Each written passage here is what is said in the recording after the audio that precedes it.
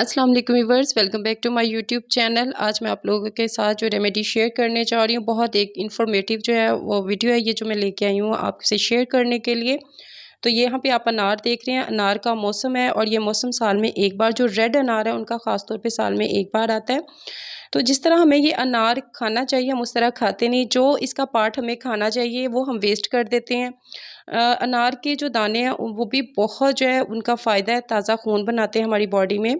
उसके अलावा ये ठंडे होते हैं तासीर में।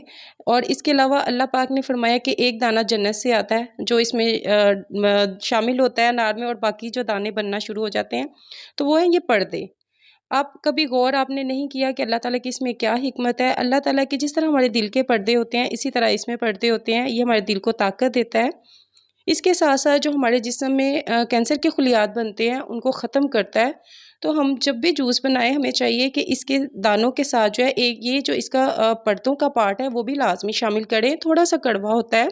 कड़वा इतना भी नहीं होता कि हम पी ना सकें, हम खा ना सकें। आप सारा नहीं खा सकते, आप थोड़ा-सा पीस खा लें। वो थोड़ा-सा पीस लेके मिड वाला, तो इसका जो है आप पार्ट जो है वो ऊपर वाला हिस्सा निकालें और इसका जो पर्दे वाला हिस्सा है वो खा लें।